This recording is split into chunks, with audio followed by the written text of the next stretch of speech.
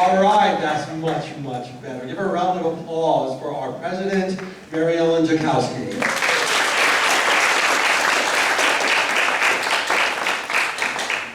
Good afternoon, everyone. I'm delighted to see all of you here, and I'm especially delighted to welcome our president of the system, Mark Ojakian, who is with us today for this discourse, civil discourse on I Hear You.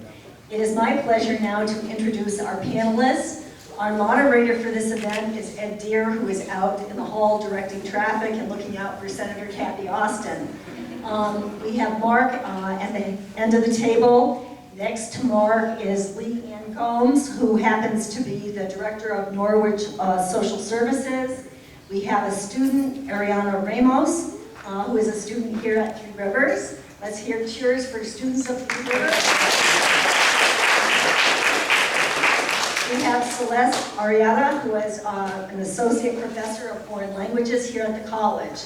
So without further ado, I will turn it over to Ed Derr, who is our moderator and who is the coordinator of our ConnCAS program here at the college. Thank you. Thank you. This is really great. I'm so glad you're all here, and I hope at some point you're ready to participate and ask questions of our wonderful panel here. I'm going to start. I always like to make a little statement because we seem to live in a world today where our differences, that which makes the very foundation of building a vibrant, multicultural American society, we're threatening to tear our social institutions apart. An African American named Benjamin Banneker in 1791 wrote a letter to Thomas Jefferson asking, did he mean what he wrote in the Declaration of Independence? Self-evident truth that all men are created equal, and to wean himself from those narrow prejudices which he held about the African American people. In 1796, in the farewell address to the American people, George Washington warned of the influence of party politics that could divide the nation. One of the expedients of party is to acquire influence. And while you're acquiring influence, you uplift your district while you misrepresent the opinions of the other district. So we must promote institutions for the general diffusion of knowledge.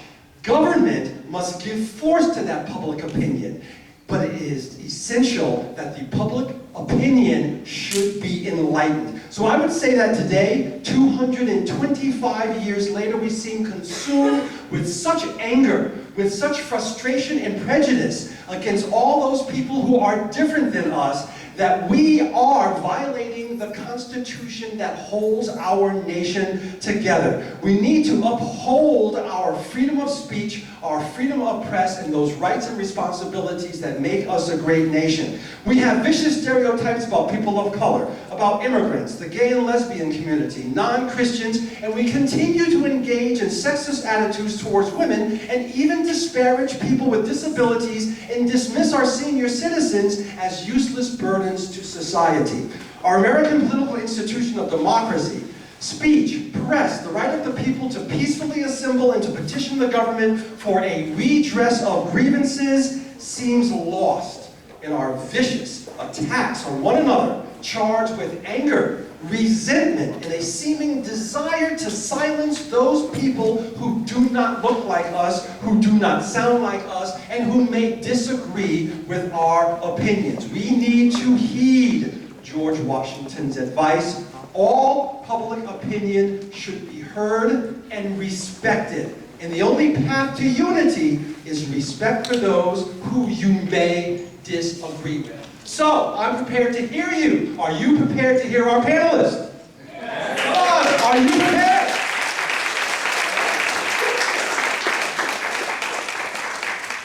Okay, I always have prepared questions, but I'm always willing to go off in the direction that my panelists take me. At some point, I'm coming out there. What is it about our society, my dear panelists? Oh, I'm sorry. Cathy Osten, our state senator, arrived. A round of applause. Senator Osten is snuck in behind me, okay? I've known you for too long, so let's just slide in unannounced. Okay, what is it about our society that we engage in offensive remarks and general statements or stereotypes about a group or certain portions of our American population? What is it about our society that we do that? Leanne? Oh boy.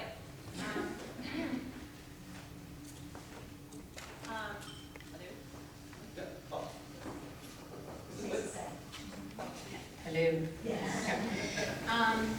I don't know what it is about our society that makes this happen, but it absolutely does happen. And as the director of Norwich Human Services, I work with poor and disenfranchised people all the time, as well as seniors.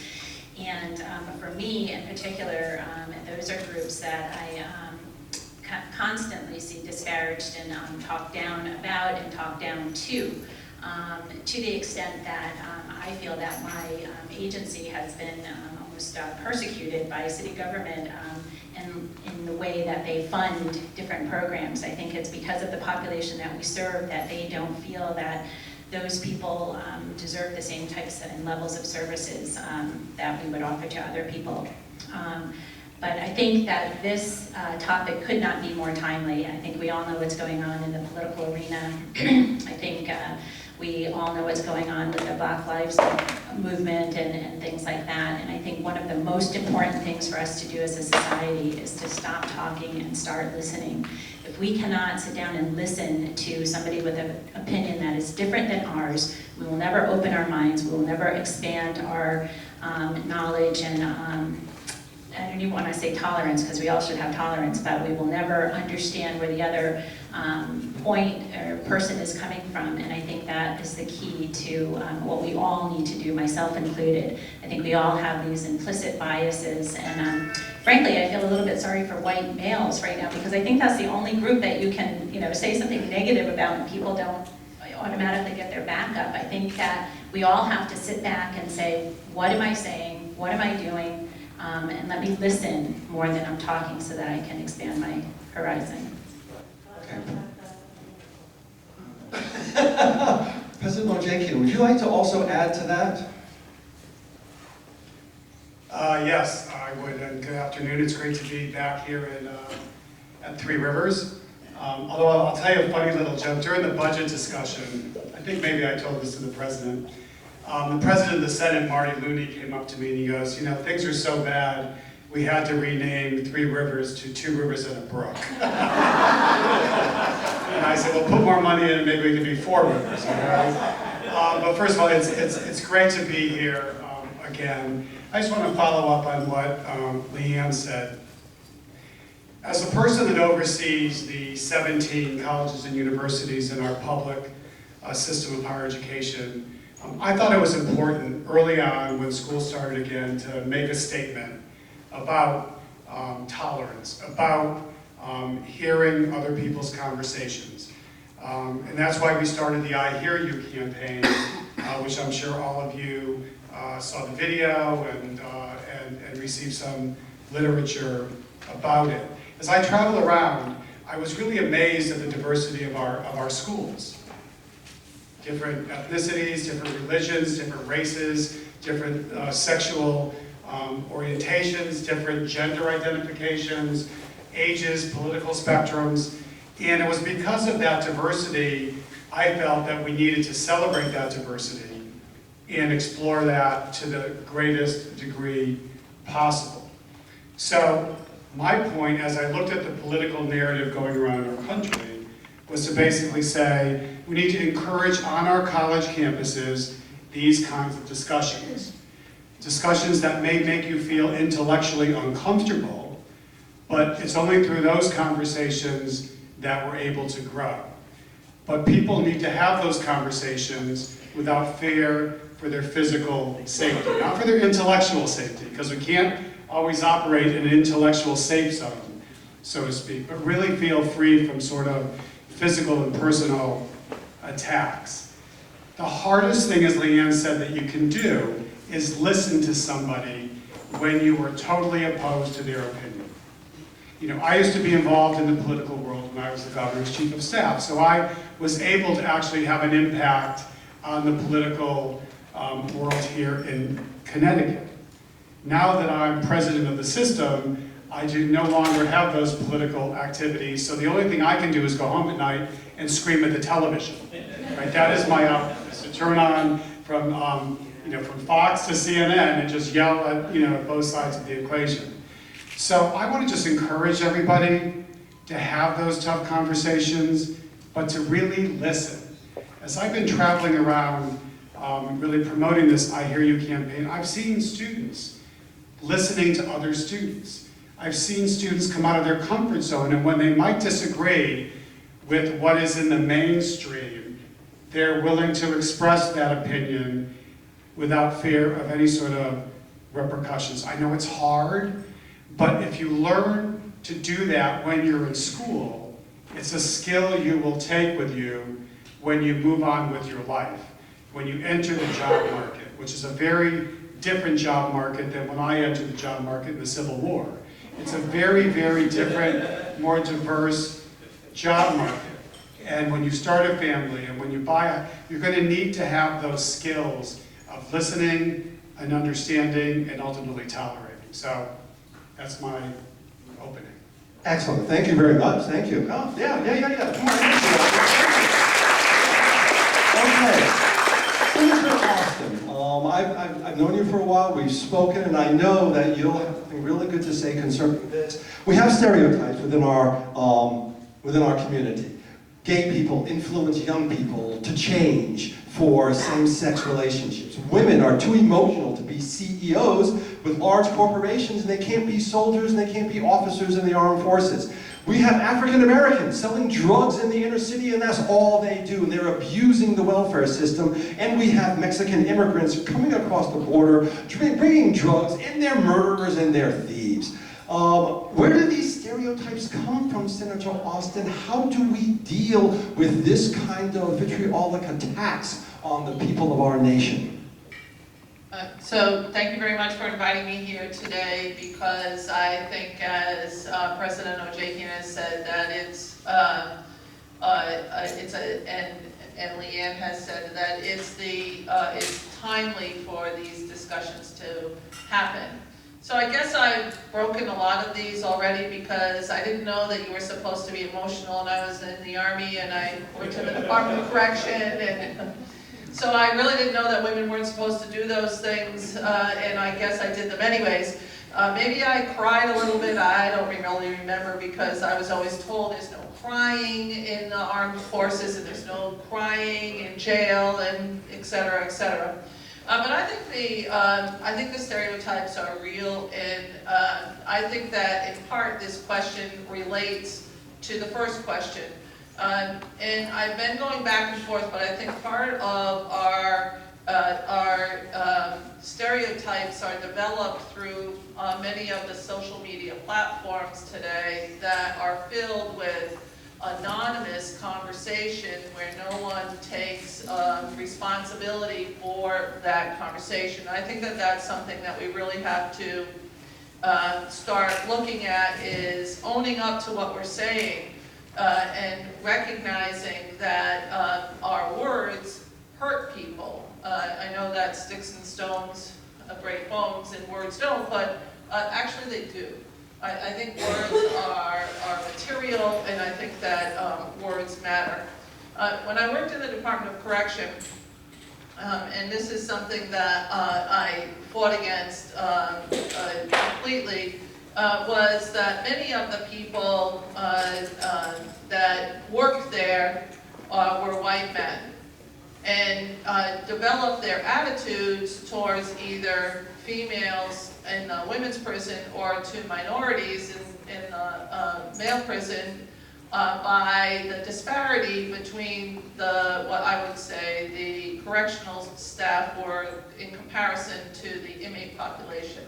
And I think that we always have to work towards balance in both sides when you're in particular looking at a prison situation. And I would hear people tell me that, these people don't have homes, they live on the streets, they don't have a family, they don't care about anybody, and that was never the truth. And I think that they developed those by looking at the disparities in work. Now, Leanne talked a little bit about Norwich city government.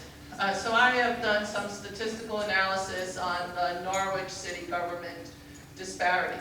So in Norwich, we have over 30% of the population is a minority or immigrants. 3% of the people that work in the city of Norwich are minority representation. That's just done by numbers, sheer numbers. And I think that that's something that matters. So I think that if we don't have parity in sort of the workforce, we don't have parity in those that we elect, and we don't have an understanding of what goes on, and I think that it relates back to stereotypical answers to things, because then the real situation is not being, there's no balance to that discussion. So, like, I knock on doors all the time because I'm always running for office. I believe in going out and talking to people because I think that that's how you find the real answers to things. And I go in communities that are Asian communities, that are Hispanic communities, and I think that we have to start recognizing that Norwich is a very diverse community. They have 30-some languages that are represented in the school system, and I think that until we start bringing a representation of what is in our communities, of the people that are reflected in our communities, we're not going to see people get rid of stereotypes because they make assumptions. I like Leanne, believe that we all have our own different biases, and we need to be confronted with those biases on a regular basis if we really want to make change. And I think that that's something that's vitally important. So I don't know if I answered all your questions. I promise I think that women can be in any position. As a matter of fact, I was at a forum before here that was a woman-owned business in bioscience that has created a flu vaccine that is not egg-based, and it's a wonderful flu vaccine here in Connecticut, and almost her whole top management force were women in science that are making a good living wage and good jobs, and so I encourage people to remember that you can be whatever you want to be, and it doesn't matter. So don't let people define you, because we are all far too complicated to be defined in a sentence. Thank you, and I think you're absolutely right.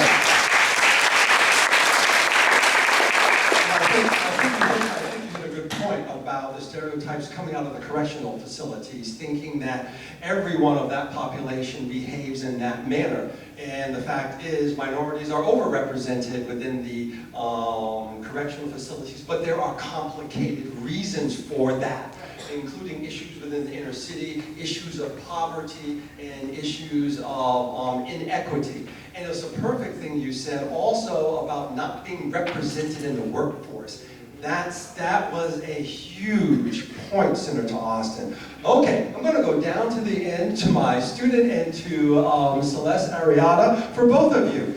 This is good because we're going right into immigration. We've heard a lot of discussion about immigration. So how do we embrace our tradition? At the base of the Statue of Liberty, it says, "Give us your poor, your tired, huddled masses yearning to breathe free," but yet we're all concerned about the safety of our nation. So we have all these cultures, and Senator Osten mentioned all of the languages spoken here in Norwich. So how do we come to an understanding with our immigrant population and make them feel like they belong in America?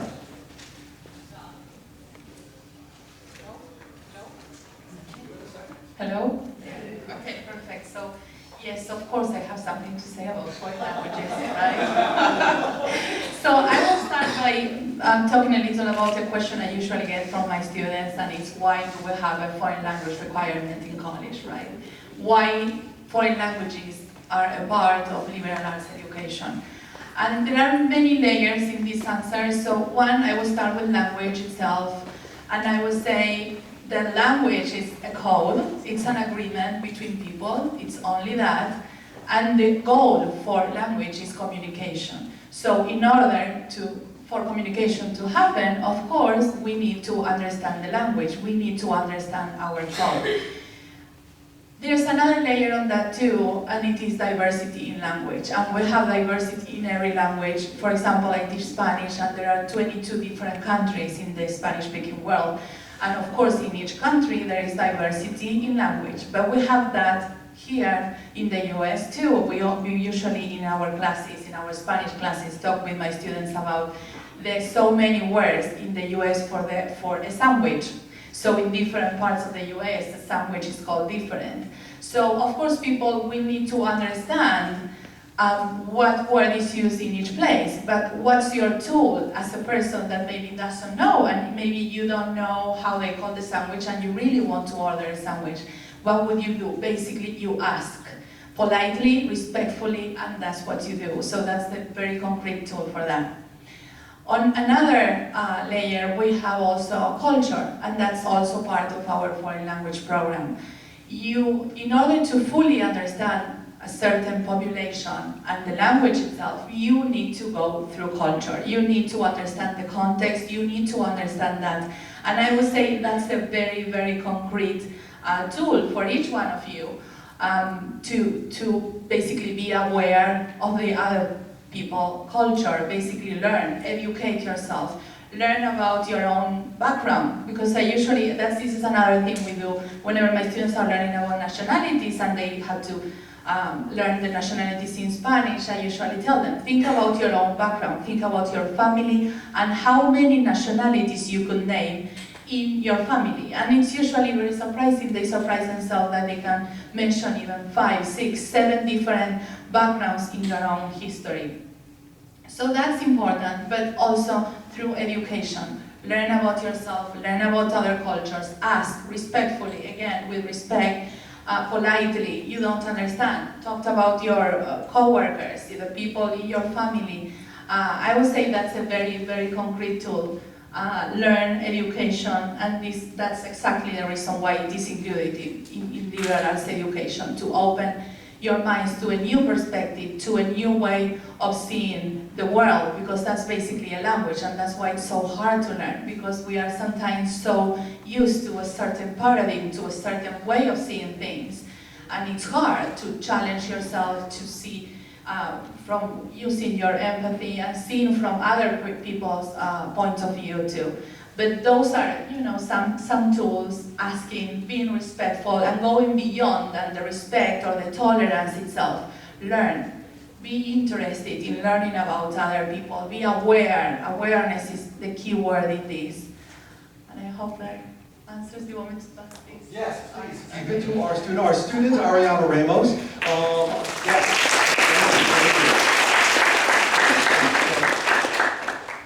Okay, so Arieanna Ramos, so from a student's perspective, just what Professor Arieanna said, I think language and symbols and understanding those symbols and understanding the cultural aspects behind those symbols is very important. So from a student's point of view, what is important to you within that aspect among your other students?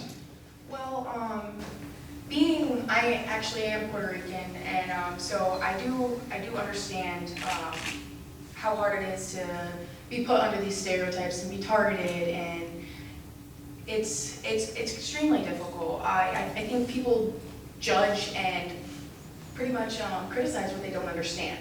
I think in order to feel pretty much, sorry, I'm nervous, I'm extremely nervous, this is my first time.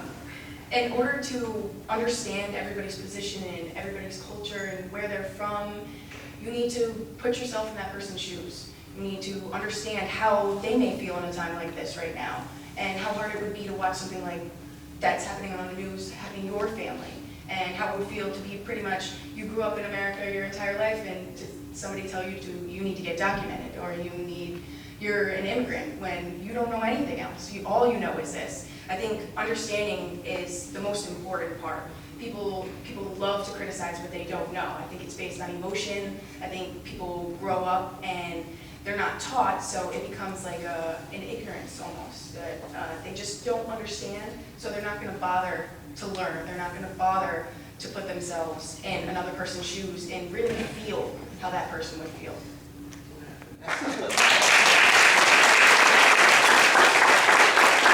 I love it. That's why Three Rivers is so great, because we have students like Arrieta, don't we?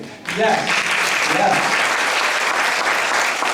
Okay, coming right back down the line to Leanne Gomes, we have perceived definitions of what constitutes an American, and that is coming right on the heels of what Arieanna and Celeste just said. What constitutes an American? We seem to differ on that point, and we get into angry conflict, and I'm hearing this a lot with our candidates and with other politicians and just the general public. How do we bridge the gap of anger and disagreement about American, to be an American?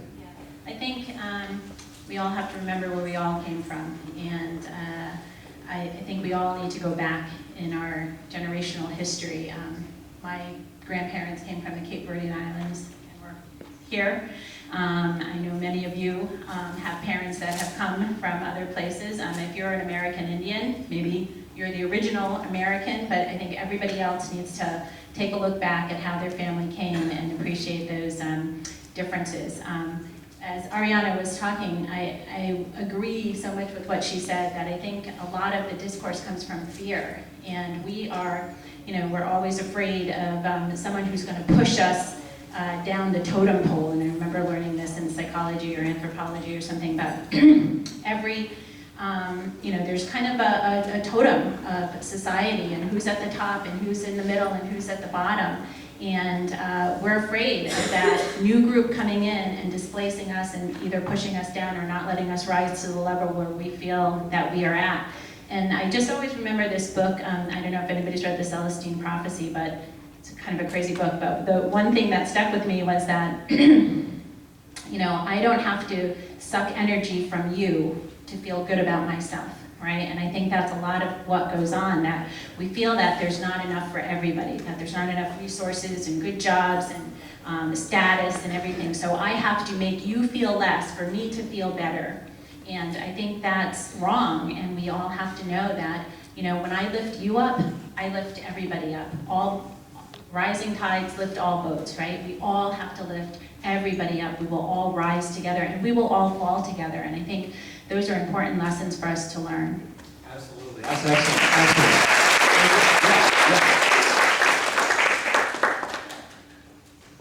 Just to quickly follow up on that, I think it's very important for us as individuals in education, especially higher education, really to recognize the fact that we have a responsibility to educate everybody.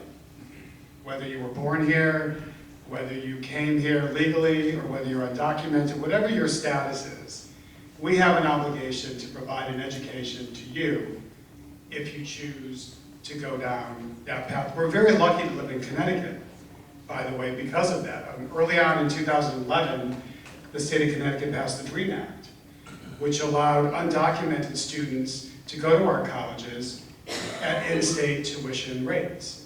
Now, that wasn't without controversy, but oftentimes, as Senator Osten will tell you, when you do things without controversy, that's usually not worth doing it. Okay?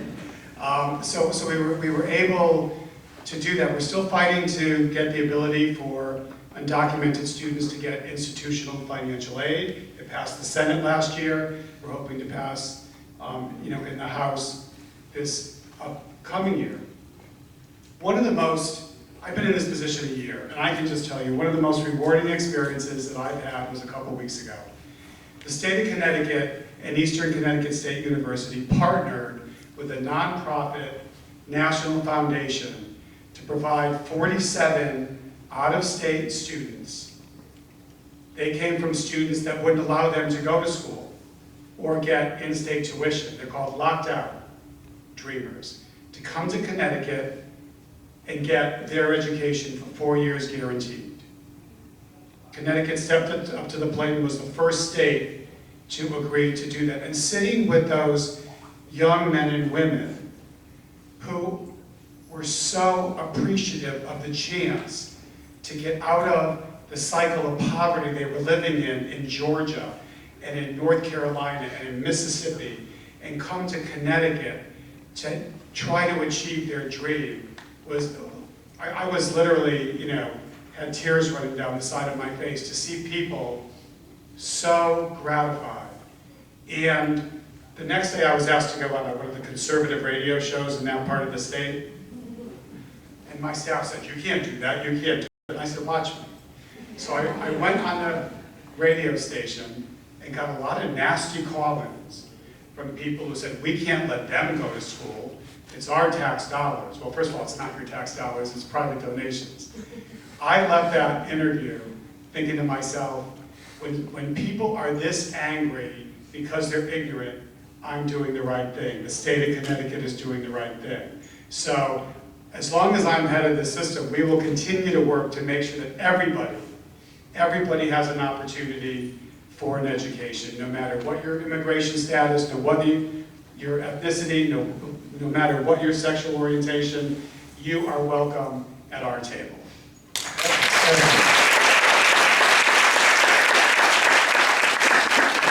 We all understand that education is the foundation of upward mobility. It's also the foundation to a democratic society. W.E.B. Du Bois, a long time ago, said that democracy is built upon our educational system, and that education should, of course, be free to all. And he was talking about public school. But he also said that higher education should be not the monopoly of any race, any government, or any portion of our United States. And today we must remember the modern civil rights movement began with Brown versus the Board of Education, an education issue, because we all know education is the key. But moving forward with our discussions about the law, about government, Senator Osten, how do we convince our representatives in Congress to have civil discussions and not focus on divisive comments about cultural differences? Or one might ask, should they be role models to the rest of the nation? And it sure doesn't seem like they are acting as such.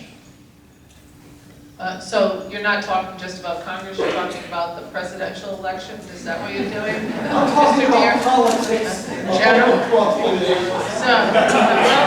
So the good part about the General Assembly here in Connecticut is 86.6% of the time we agree on issues. And they're not just minor issues that we agree on, they're major policy issues that have passed with support from both sides of the aisle, both Republicans and Democrats.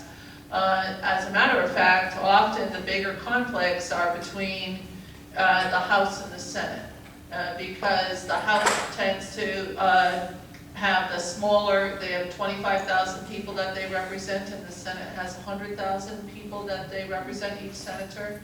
So our base in the Senate is wider and has more diverse opinions, whereas in the House, the base is a smaller base and tends to, have more concrete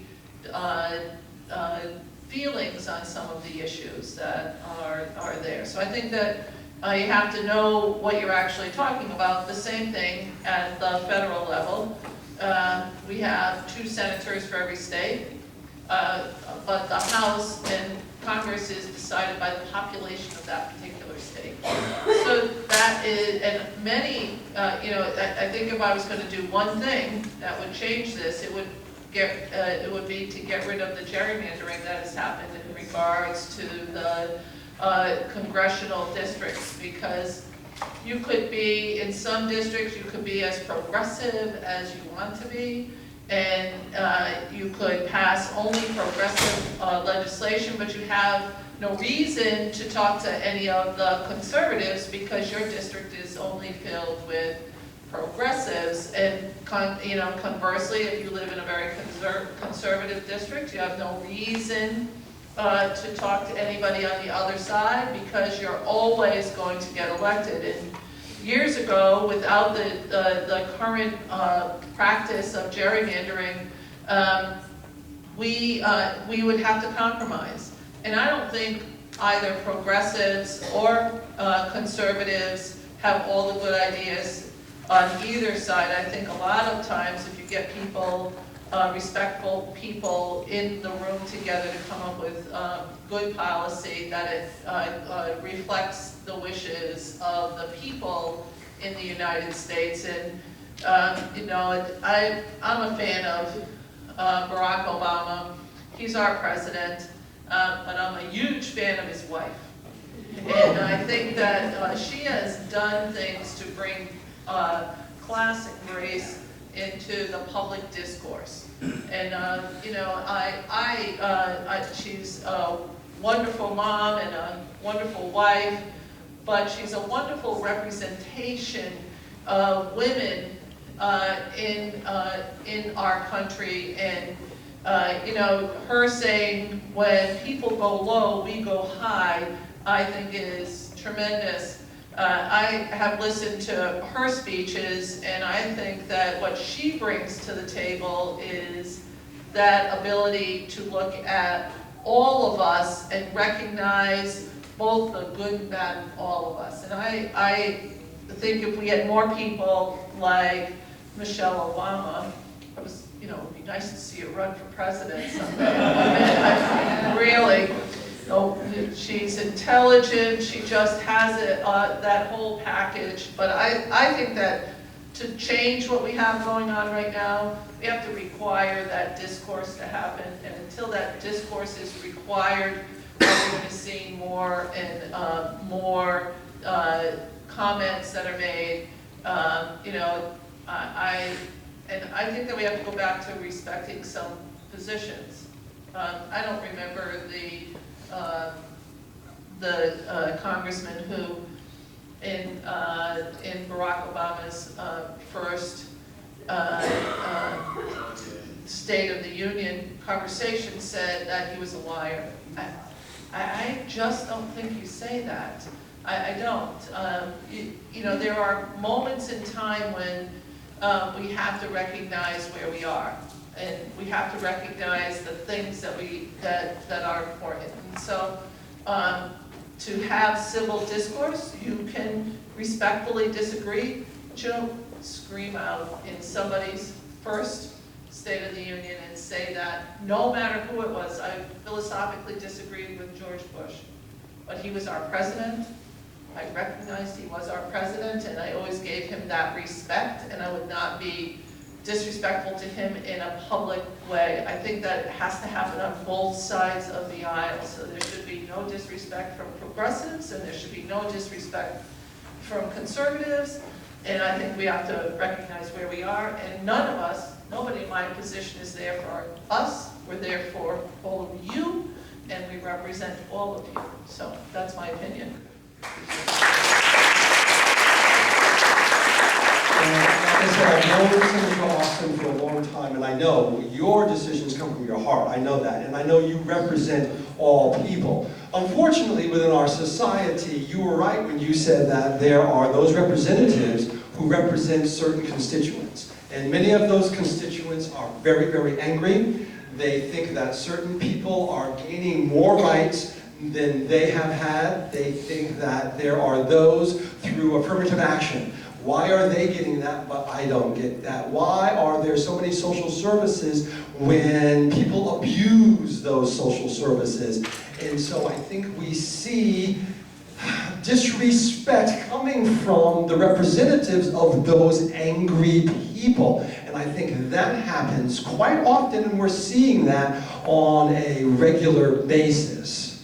So I before you go on to the next question with some of my other colleagues here, you know, one of our biggest problems that we have is this slow recovery.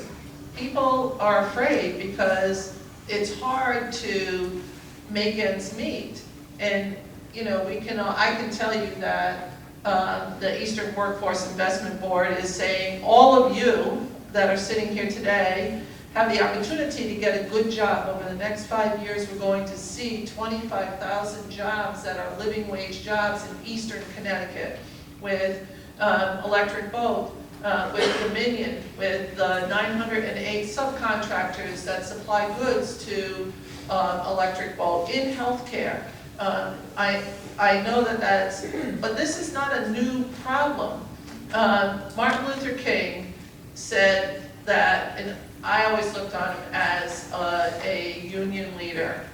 For me, that's his heart touches my heart for the comments that he made about jobs.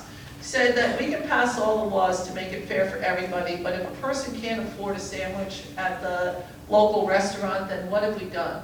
And I'm paraphrasing his statements, but I think that until this conundrum of economics has brought out the worst in people as they try to struggle to make ends meet. I'm not giving it a pass. I'm just saying that this is complex. It's not linear. There are many sides to it. And I would point out what my mom used to tell me all the time. My mom's 100% Irish Catholic. My dad was more of a mutt. And my dad had what my mom would say was English Protestant. My dad would say he was Irish Protestant, and a bunch of other things. But my mom said there's no such thing as a Protestant, Republican Irishman. They're all Democrats and they're all Catholic, Cathy, and your father is wrong on where he came from. So I just point out that this has been something we've been fighting for a lot of years, and I think we need to continue the struggle because it's too important to let it pass us by. Thank you. Absolutely, and you're right. We can't keep pointing to other people for the reasons for our issues, which is what we've been doing. I'm going to ask one final question that I'm going to turn to the audience. So this goes down to Professor Arrieta and also to Arieanna Ramos. So what role then does the college play in bringing about civil discourse, respectful debate? What can the college do to create awareness, not just in the college? We're a community college, and I believe we have an obligation to the community. So what can we do to bring that message out of these walls into the community? So I always see education as a whole. It's not just sharing content. It's not about content. It's about education as a whole. Like, students need to be educated in so many different aspects, not just, again, sometimes I feel like we have a tendency to focus so much on content, and I understand why. We professors will have a curriculum to meet and everything, but the thing is, sometimes the little things are the ones that matter most, and the little things are the ones that make you reach to a student. And sometimes those things like responsibility, discourse, respect, and all these other values that are as important as content, and that sometimes make your students get more engaged in their own life and in the college community or the community outside. I would say try to make connections. That's another good thing. Find opportunities to connect with community, and sometimes we do that in the classroom. We mentioned that there are field trips, we have student programs here that they do a wonderful job. The admissions office too. We have so many resources. Our clubs are great and are great ways to engage, and they are usually connected with resources outside. With, like, for example, Ole, the one I advise, Ole usually connects with the Soup Kitchen, with the American Red Cross. They volunteer for some translations sometimes or interpretations for the community. But again, connections. But I would say the more meaningful ones are the ones you choose because you are interested, you are already motivated. So those are the ones that will be more meaningful to each one of you, finding a connection. And again, I can emphasize more education. Education as a whole, and learn about other cultures, learn about other people. For sure you will find things that you don't connect, and of course that's normal, you don't connect with everybody in this room, but I'm sure you will find some similarities, and that's very, very important, and that's the start for you to go further into learning more about others, and sometimes learning more about yourself. Excellent, excellent, thank you. Arieanna had the opportunity to go with some other students to Manchester Community College, where the Connecticut Association for Latinos in Higher Education had a conference for high school students. So Arieanna was out there doing presentations with other students. So how does that feel for you as a student here to get out in the actual community to engage and present yourself? Well, it feels fantastic. Even though it was a Saturday, it's probably the best thing I could have done with my Saturday. I had a great time. We reached out to a lot of kids who I think were really touched. And I don't even think they knew that going to college, especially on, you know, I growing up at low income. And I never knew it was possible for me to go to college. I never even thought I could step into the doors of a college. I am one of 9 children, and it was a lot. It's a lot. How do you expect to put 9 kids through college? And so the question was just, it was kind of out of the question for us. We never really talked about it with our parents, and I feel like that happens with a lot of other children as well. People feel like they don't have the resources to send their kids to college, so they try to get them ready for work. They just want to work them, and so a lot of kids find that they travel towards the streets. They find it fun. They have fun out there, and they get in trouble, and they have their peer pressure like crazy. Oh, you want to read books, and you want to do this, and you want to go to college visits on Saturday? Oh, well, you're a nerd. And I just think that's horrible, because I think you can do anything you put your mind to. I think kids need to know that they can come in these college doors and they can go sit down with an advisor and they can say, hey, I can go to college too. It may be hard and it may take 5 years, but I can do it. And I can get a job and I can grow up and I can be successful, and I don't have to become these stereotypes. I can break through them.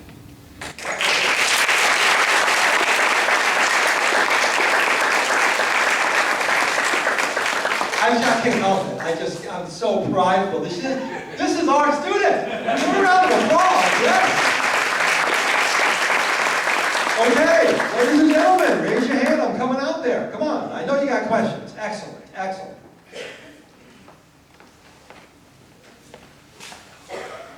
Hi, my name is Nick Hampton. I believe that stereotypes stem from at least some sort of truth, and I believe that they are fueled by fear. And a lot of stereotypes come out of 9/11, and as Professor Derr mentioned, drugs coming from Mexico or African-American crime in poverty-stricken areas. So how do we let go of the fear that stems from legitimate concerns? Excellent, excellent. Good question, good question. Okay. Thank you. I think that's a brilliant question. I think one of the things that we have to do is acknowledge within ourselves that we have internalized those stereotypes and then challenge those stereotypes. So I will tell you that one of my stereotypes is, no offense, skinny blondes. I don't think that they are smart. And every time I see a skinny blonde, I say to myself, oh, she's probably an airhead. But then I meet somebody and I go, oh my gosh, she went to Yale, or she went to Harvard, or she's brilliant. And I just have to keep reminding myself, it happens all the time. I have to keep reminding myself and challenging myself. And so I think you're right. I think there could be a grain of truth to a stereotype. Blacks are in low-income communities. We're disproportionately represented. There is a reason why the criminal justice system is overcrowded. It's not because they're all bad, it's because of the criminal, but there is a grain of truth to some of the stereotypes. So you have to ask yourself why, and you have to think these things through, and then every time you start to think it, you have to call yourself on it and re-challenge yourself. My brother Anthony is a Norwich police officer. He is 6'6". He is 300 pounds. He is the kindest, nicest, greatest person you could ever meet. When there was that shooting and the cops in the helicopter were looking down, the police officers in the helicopter were looking down and said, ooh, that's a big black dude, he must be bad. My heart froze, because I think that's what people think when they see him when he's not in uniform. You have to challenge yourself, We all do it, if you don't know what your implicit biases are, you need to think about them and call them to the forefront of your mind, because we all have them. And it might be something crazy to you. Oh, keep looking over here. But you have to call them to your mind and challenge yourselves. Excellent, excellent. Okay.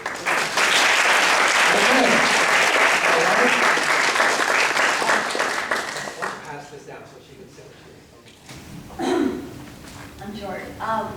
As a child of the DCF foster care system my whole life, and in lovely Connecticut with our lovely Lloyd, only 3% of kids in foster care actually go to college and graduate.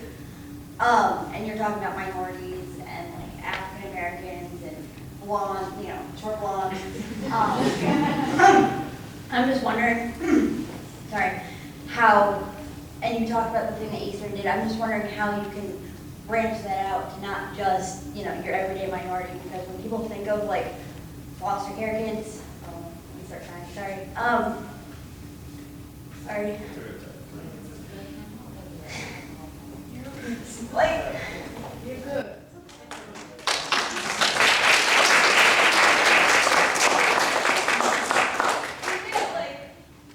I just feel we.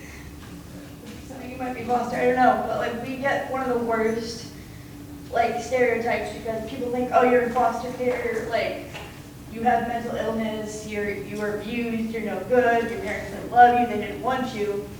And because of that stereotype, our statistic of college graduates or even college attendees is so low because people fall into stereotypes because they're not strong enough or don't have enough resources to branch out.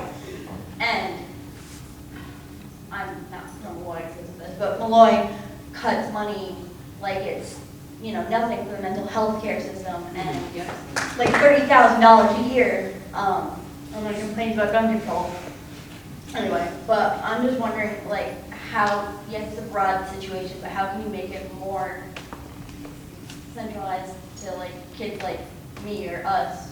Because I think the statistic was 75% of kids in foster care are of a minority. Before we get to the answer, a round of applause, because that takes place.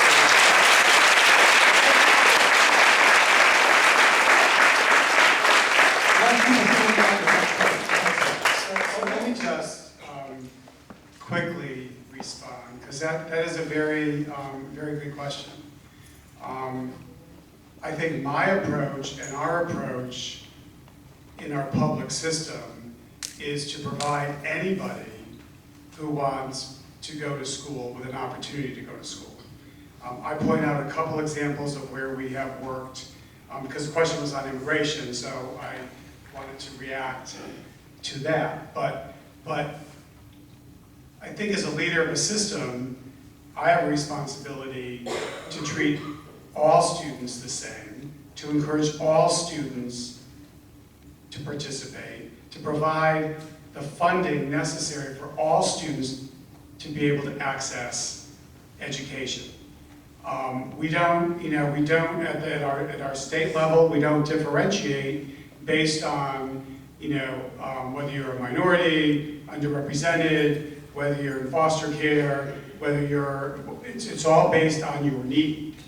So I think that's one of the good things we do, is to say, I look around this room and I see so many different folks from so many different backgrounds and life experiences. You don't have to be, an underrepresented person or a person of color to actually feel discriminated against, right? And I'm not saying that folks of color don't feel discriminated against, but you don't have to be.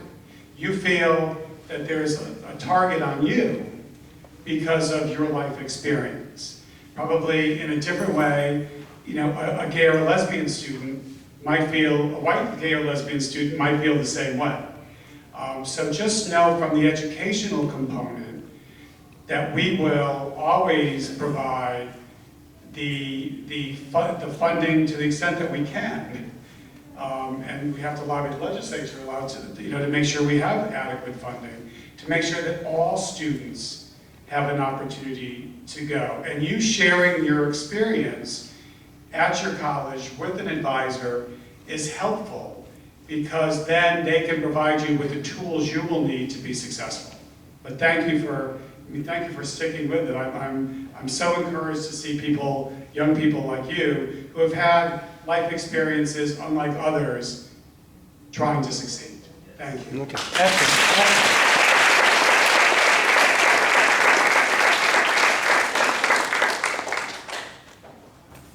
Hello.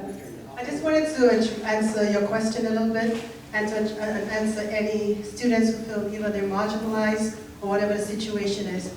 Yes, no matter where we start, might be not the most pleasant situation, but the most important thing for all of us to think about is where we end up. So what I want you to do is to think about how you rechannel that energy and be the best person that you can be. And so you can then make a difference to someone in your situation. Because there's a reason why we go through things, for a reason and a purpose, but the key thing about it is exactly how can you make a difference and help the people who are coming behind you. Thank you.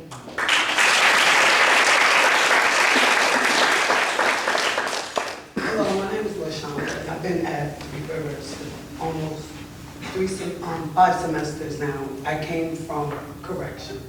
7 years at corrections, came home, got my GED the same day I left corrections. How do we students, as myself, get a second chance in a community college and also in a community that I've been lost from for 7 years to come home and be told, you're a felon, you're a felon. But I've been in college since I've been home and I still can't get a job. I still can't get looked at as a woman with a second chance because I learned from my mistakes. I did my time and I came home and I'm still looked at. I walk these halls, I'm here, and I put in my work, but I'm still looked at by several people, by discrimination, bias, attitudes towards me because I'm in a community college after doing time with financial aid. I've been heard statements, but it doesn't stop my drive. How do I wake up every day, attend school, face a community that do judge me, and still keep pushing to get my degree and make life different for my culture and my younger generation, also my children that watch me come home and change my life? How do I get acceptance in the community going through what we're going through with this election and also just trying to be a citizen now that I've learned from my consequences?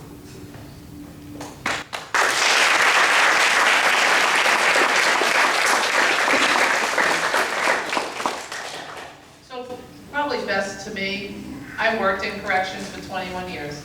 I worked at both male and female correctional facilities, and I worked at both minimum and maximum correctional facilities. So one thing, the piece of legislation that we passed this year that banned the box. Now that means that from now on, someone has to interview you before you write down that you have a record. That's a big deal because you don't have that any longer on unemployment. It doesn't mean that they won't find out, but it gives you an opportunity to get that interview, and then they can see the person that you are, and you're not defined by your past. And I think that that's a huge deal. I think that a lot of what has happened in the General Assembly, through Governor Malloy is the Second Chance Society. I think the Second Chance Society is important. When I first started in corrections, it was in 1989. I haven't been there so I retired in 2010. And I would watch people go out on the bus, and when we were first there, they would come back, sometimes that afternoon. And we worked through that process to give people an opportunity to be successful when they left. Because even if you think that people belong in corrections, then you're wasting money for some of the social services that the young lady before you talked about in the foster care system. Why are we putting so much of our resources, our revenue, into supporting programs that do not work and don't provide public safety? Let's talk, we could talk about public safety. Now, I talked to many men and women when they came back, and the one thing that they came back for was often the fact that they could not get a job. And that is the #1 thing that solves a lot of our issues. I keep going back to it, but without that respect of a job, without that respect of an ability to support yourself and your family, that's a huge deal. That is so self-gratifying, and talk about your children. That is just, it's all intertwined. None of these discussions that we have had here today are in a silo by themselves. They are intertwined with each other. I'm all for having a good correctional system or a good public safety system. Let's remember that 90% of the people that are incarcerated get out, and we want them to be successful because it's better for our society if they are, it's better for our communities if they are, and it's better for them if they are. And so that's, from my perspective, we're going in the right way. I just have to put one plug in for once we fix the correctional